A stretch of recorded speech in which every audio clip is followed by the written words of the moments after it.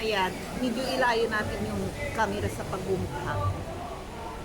Kasi kung minsan, ganito na ako, nakatutok sa mukha ko. Talagang ang laki-laki ng mukha ko. Pag nakikita niyo yung mukha ko sa screen, talagang ganyan ang ko sa camera.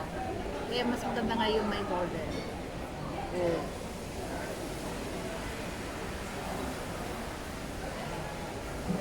Kaya sabi ko sa inyo, kapag ang mga bisita ng anak mo ay hindi talaga binata, talagang nagbibinata lang, mga batang isip pa, delikado, sirain nila lahat ng gamit sa bahay.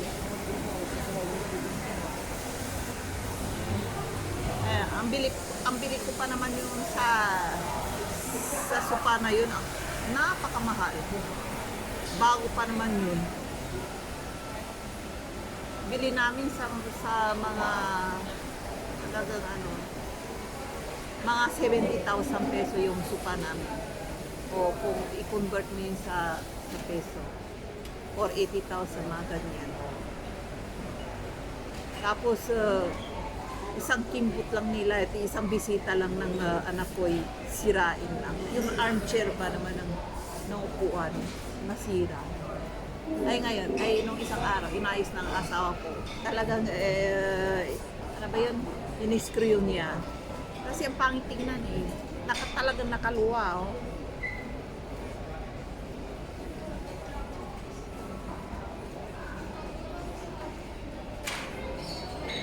Kaya nag-iisip ako ngayon, kanina, gusto ko sanang umalis maaga, sabi ko, mga alauna ng tanghali. Diba, may time akong umalis ngayon kasi sabi ko sa inyo kahapon, di ba, may Christmas party ang anak ko, natulog sila sa school. Ayun, sabi ko baka mamayang hapon pa uuwi yung anak ko. Mga alas 3 o alas 4. Nung paalis na ako bigla siyang dumating. Dala niya yung makulit niyang kaibigan. Ayaw na asawa ko isa niyang kaibigan kasi napakakulit. Napakakulit na bata. Ayun naman, nag-away sila ng anak ko. Nako, sabi na sa ko, no more friends at home. Ayaw na niyang papasukin yung mga kaibigan niya. Bala ko pa namang dagdagan yung computer ng anak ko kasi nag-iisa yung CPU niya doon. Diba sabi ko sa inyo, namumulot yung asawa ko ng mga computer, CPU, laptop, ganyan. Dami namin sa bahay. Dami rin naming monitor at saka TV. Plano ko kung dagdagan, lagyan ng 3 monitor at 3 CPU yung computer ng anak ko. Para kung nagdala siya ng 4 o 5, isa-isa sila doon.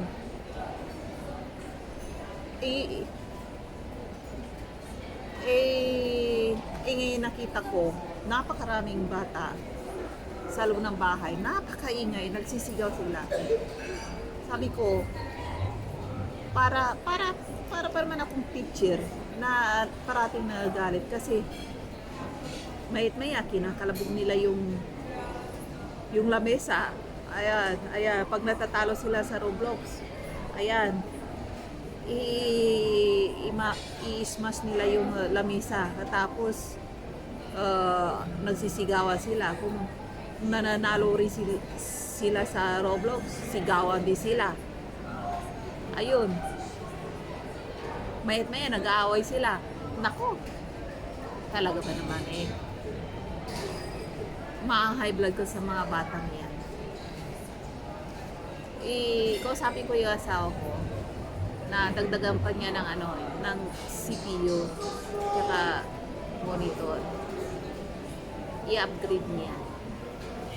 Kapag nakakapulo siya ng mga CPU, mga ganyan, alam niyo yung ginagawa. Mababa yung niya CPU niya, at mababa. Ano ba yun? mababa, mahina. Ang ginagawa niya, ina-upgrade niya para bumilis. Mabagal ba? Yung mabagal ang kasi kapag inopen mo yan, mabagal sa pag-open. Ay yung karamihan hindi marunong mag-upgrade. Kaya tinatapon na lang nila. Kaya ang ginagawa ng asawa ko ngayon, pag ganyan mabagal, bumili siya ng anong card yun, yung SD card na, hindi ko alam kung anong binibili niya, ina-upgrade niya. Tapos, pag na-upgrade na, bibilis yan. Napakabilis. Ayun. Kaya, sabi ko sa asawa ko, maglagay siya para pag may bisita yung anak ko na naman kahit na ganyan yan, nagdadala siya kapag bati na naman sila. Ngayon, magkaaway sila ng mga kaibigan niya. Pag nagbati-bati na naman yan, ayan, dadali na naman niya doon. Ay nako, hindi ko alam kung anong gagawin ko sa batang niya. Away bati. Para magkapatid ba? Away bati. Ganyan sila. Kaya maglalagay ako ng napakaraming computer doon sa lamesa niya. Kasi ang haba eh.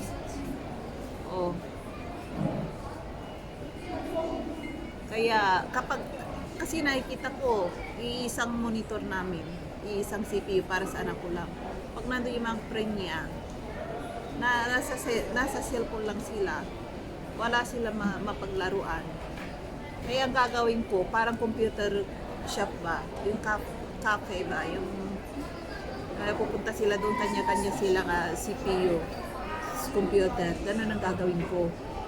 Para hindi na sila magtatakbo. Grabe sila kung tumakbo doon buong building naririnig ang boses nila hanggang sa baba ng building. Sabi ko, huwag kayong maingay pag tumawag ng pulis yung kapitbahay natin. Sabi ko gano'n, mapapagalitan ako.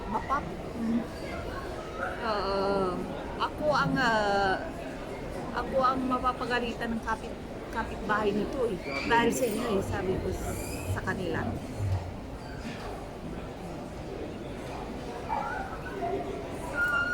Shout out sa mga Pangasinan dyan na nanonood.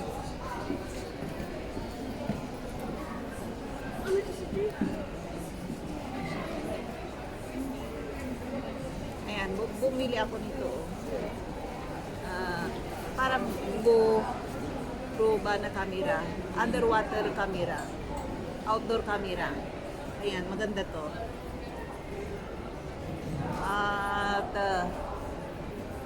mura lang. Mga 6,000 pesos ang bili ko.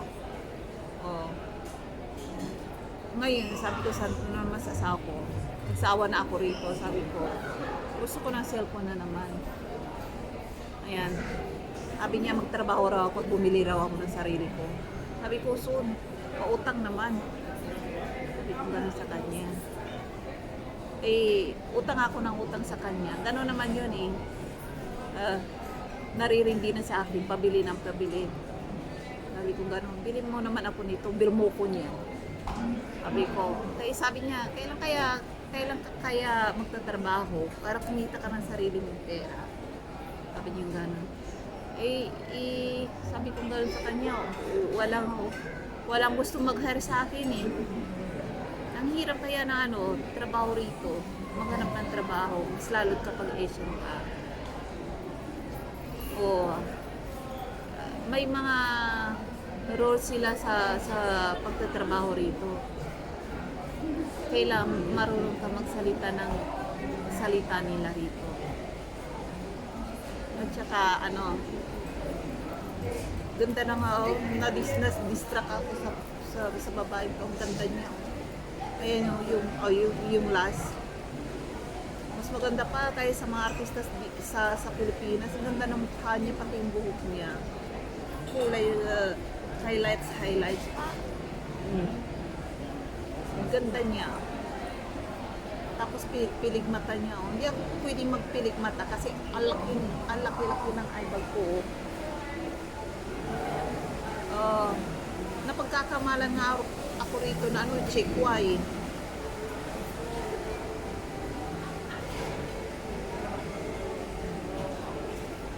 Kaya sabi ko sa kanila hindi ako Chinese, sabi ko gano'n. Chinese ka, sabi nila gano'n. Kasi yung mata ko talagang pikit ng pusit, alaki ng eyebag. Sabi ko hindi ako Chinese. Mas lalo nung pandemic dito, galit na galit sila sa mga Chinese. Napagkamalan nga ako ng Chinese dumaan lang ako sa, ano ba yun, sa kabilang building ng kabilang bahay namin. Sinigaw ba naman ako? Hindi ko naintindihan kung anong sigaw niya. Tapos bigla niya sinarado yung pintuan niya sa bintana. Nagulat ako. Nagsumbong ako sa asawa ko. Tapos sabi ng asawa ko, saan? Sabi niya gano'n. Nung bumalik ako, nakalimutan ko kung anong bintana yung sinarado niya kasi halos lahat ng bintana pare-pareha. Sabi ko, hindi ko na maituro kung saan bintana yun. Kasi kung inuulit pa niya yun, kung may masamang nangyari sa akin, siyempre siya mananagot. Kasi nung pandemic talaga, kasi sabi nila dinala ng mga Chinese yung virus dito sa Europe. Sabi ko, hindi ako Chinese. Sabi ko ganun, Pilipino ako. Kaya sabi ko sa kanila, kaya nga, may sumigaw, na-grocery lang ako, tapos may sumigaw sa akin sa bintana. Ay ngayon naman, kaya kung minsan, sinigawan ako, or hindi ko maituro kung anong bintana yun kasi pare-parehas yung bintana.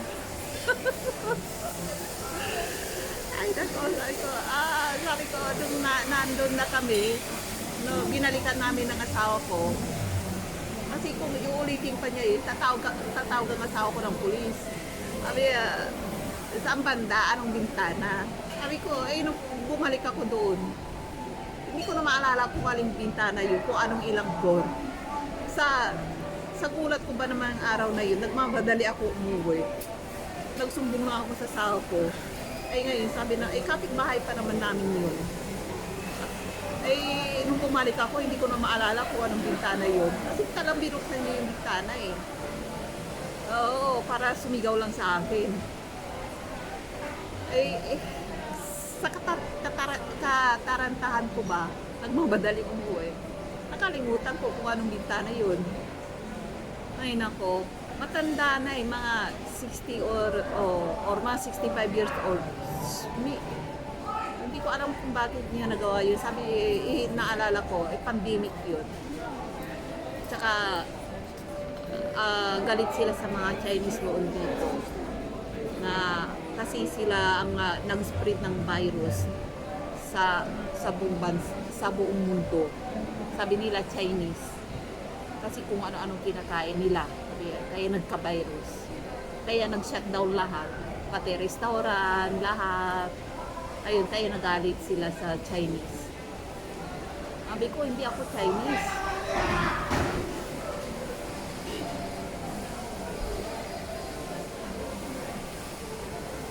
Alam mo, kung may akala ko nagkakagulo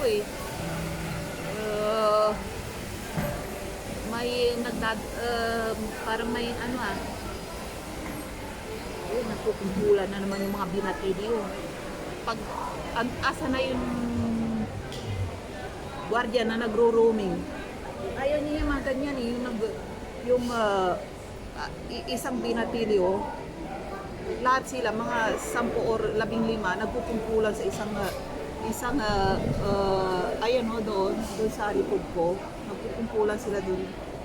Bawal yun dito ayaw ng gwardiya.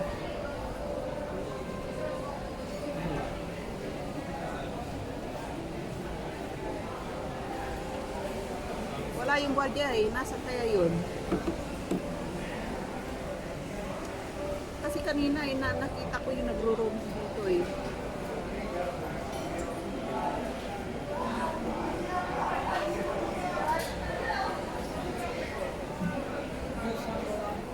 Ayun sa mga binatilyo. Kaya yun.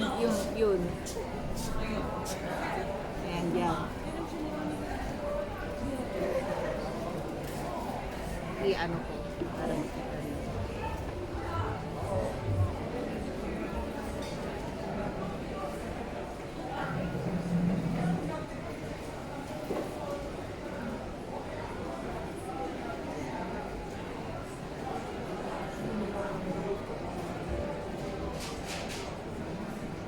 Ana.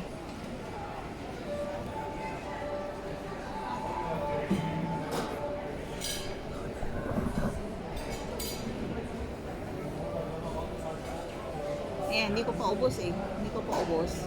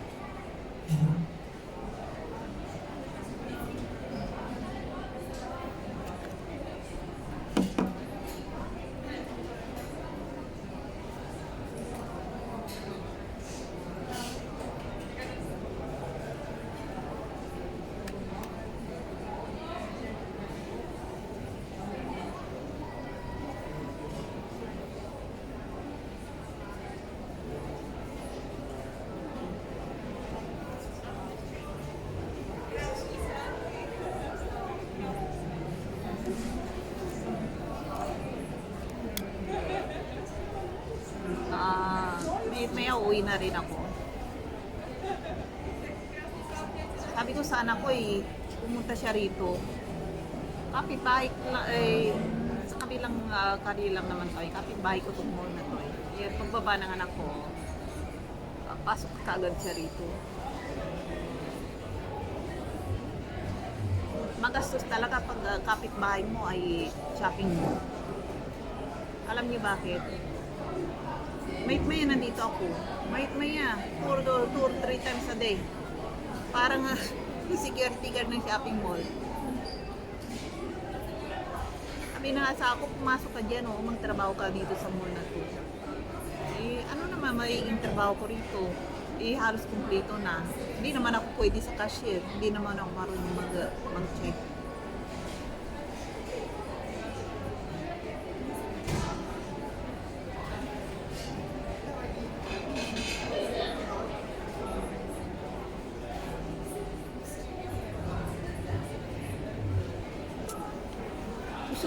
Gusto ko talagang umuwi ng Asia next year sa Taiwan ang pag umuwi ako ng Asia sa Taiwan ang umuwi, hindi sa Pilipinas. Sabi ng mother ko kailan kaya ako uwi ng Pilipinas. Hindi ko pa alam. Kasi ang mga anak ko nasa Taiwan. Kaya doon ako parati sa Taiwan. Kung nasa ng mga anak ko, nandun ako.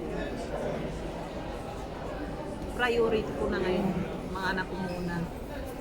Pero gusto ko nga dalhin yung mother ko sa Taiwan. Sabi ko, bibili ko siya ng ticket papuntang Taiwan. Ayaw niya, matanda na raw siya. Aliwag. I-try ko na lang umuwi sa Pilipinas. Bisitahin ko siya ng mga 1 or 2 weeks lang.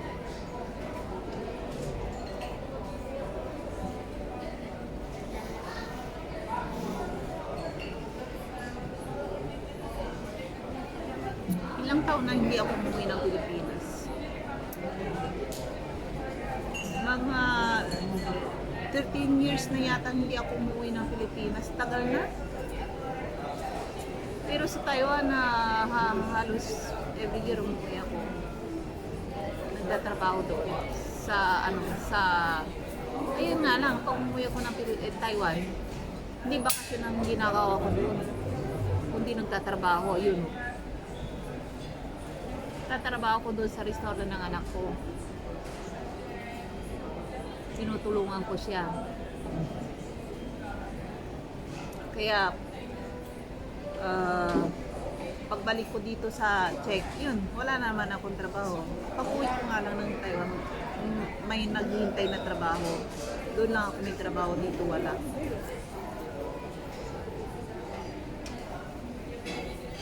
Kaya, nung umuwi kami mag-asawa sa Taiwan, anong taon ba yun? Sinama ko asawa ko. Sabi ng asawa ko, akala ko bakasyon ang gagawin natin. Ayun pala, tagahugas ako ng pinggan. Sabi niya sa akin.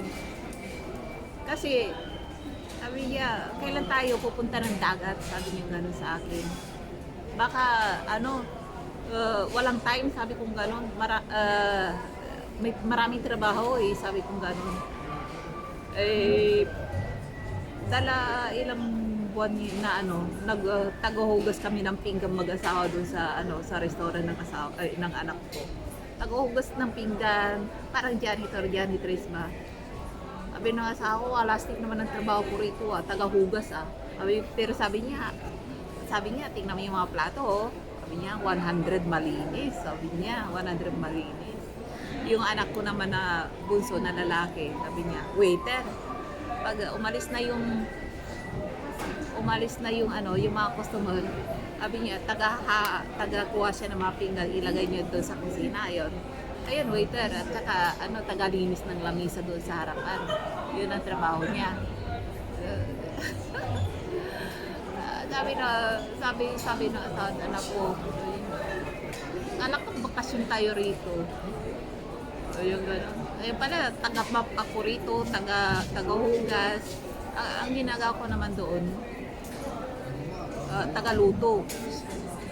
Kung pagod ako, katapos magluluto, pag wala ng customer, asawa at yung anak ko, naglilinis.